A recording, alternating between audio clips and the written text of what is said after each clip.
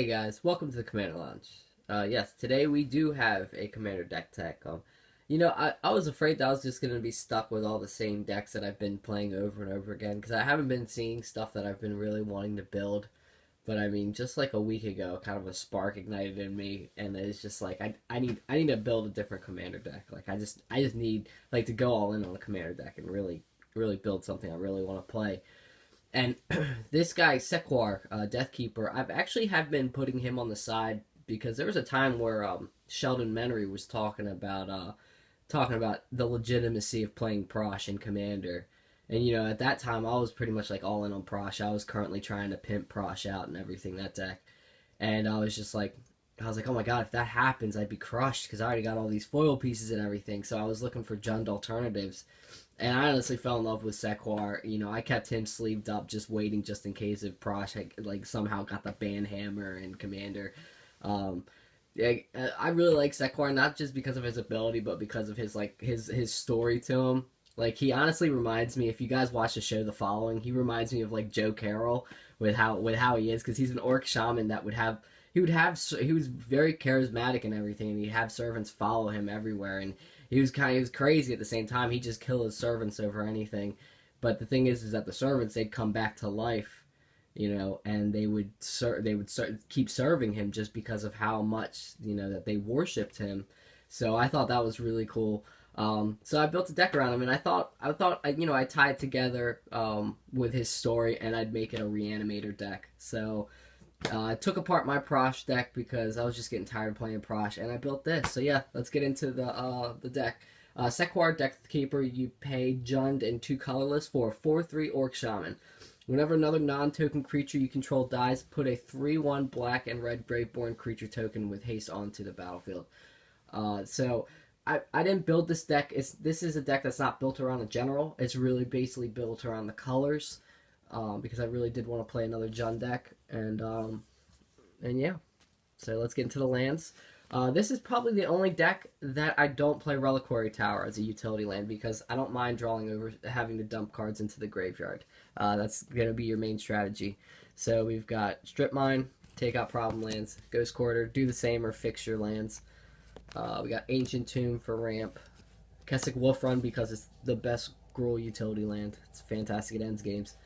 Grim Backwoods, if somebody tries to take my creature, I can just sack and response, draw a card. And that's, it could be a real problem if somebody takes the creatures that you're playing in this deck. Homeward Path, same thing. You don't want people to take your creatures because the creatures you're playing are really powerful.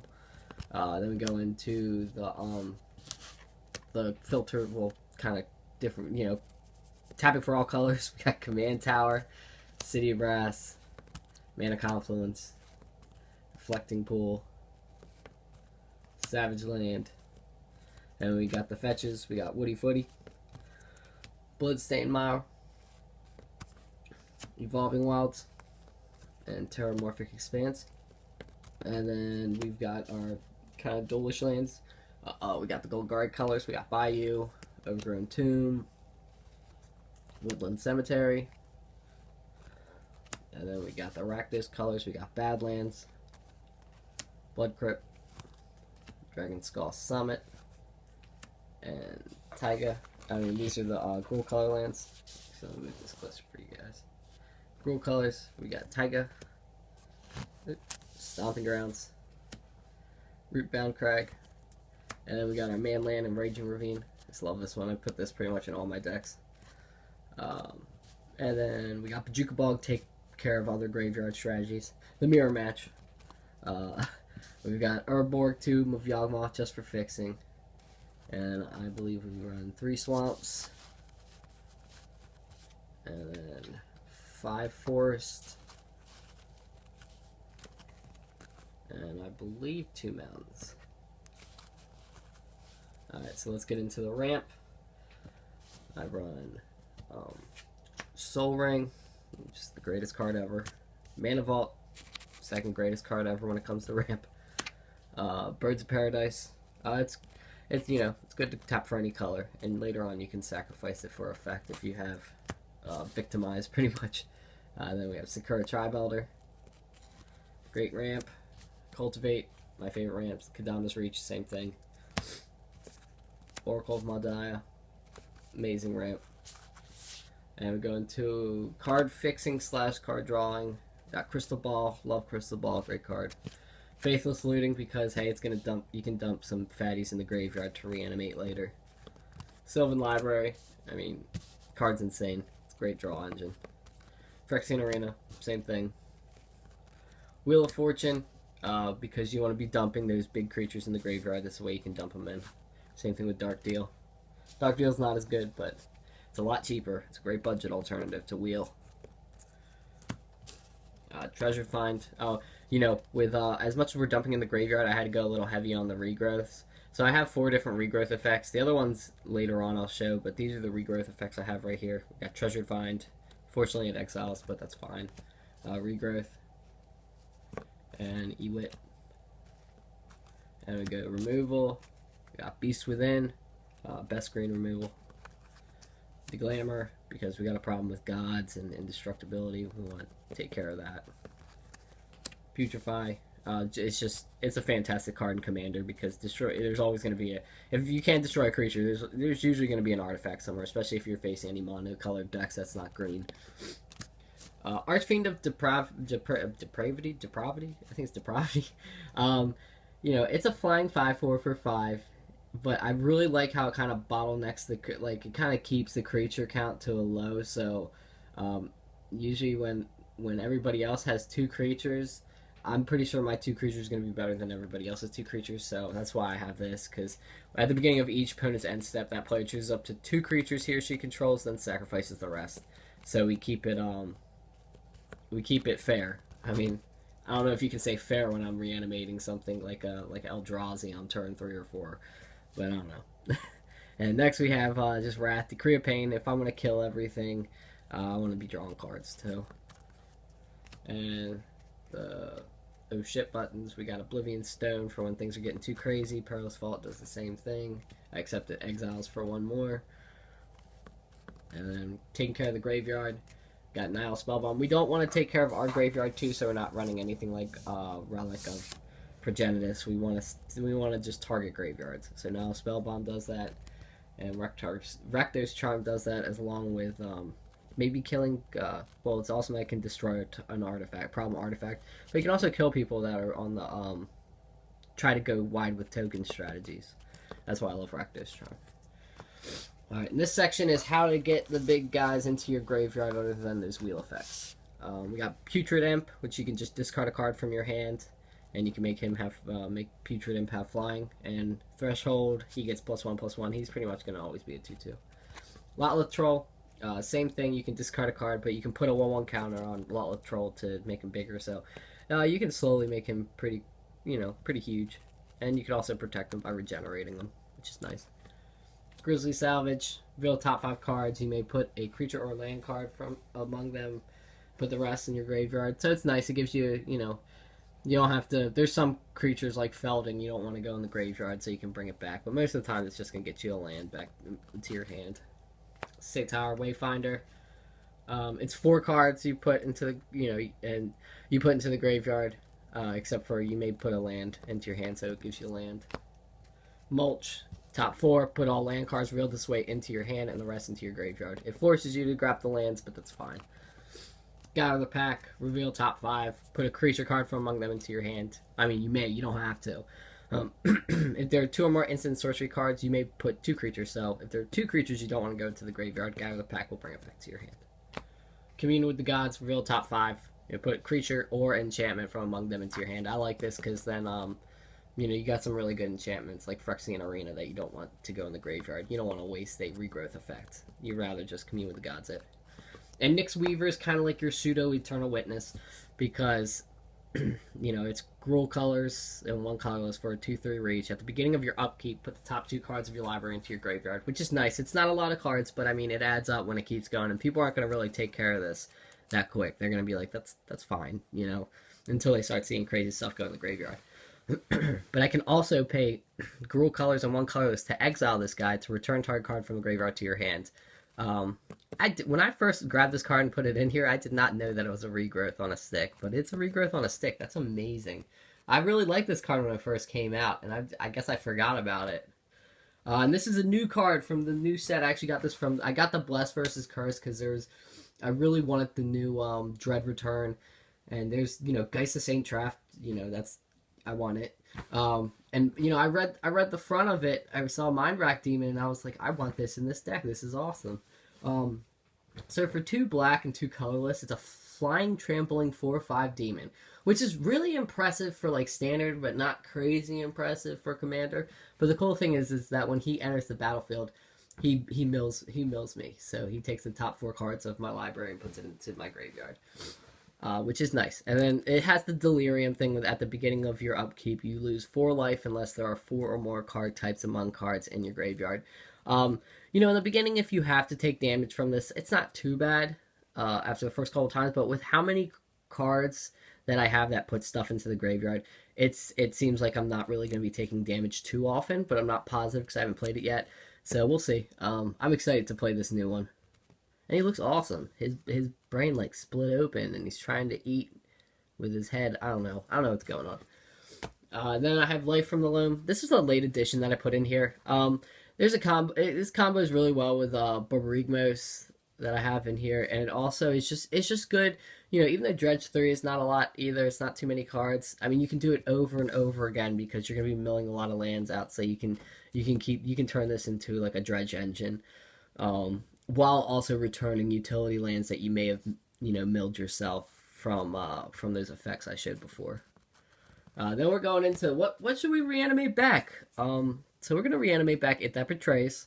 He's an 11/11 Annihilator 2. Whenever an opponent sacrifices a non-token permanent, put that card onto the battlefield under your control. So if somebody has a Sek'Kuar Tri-Belter and this is out and they sack to get a land, I get their Sek'Kuar Tri-Belter. That's pretty cool. That's nifty.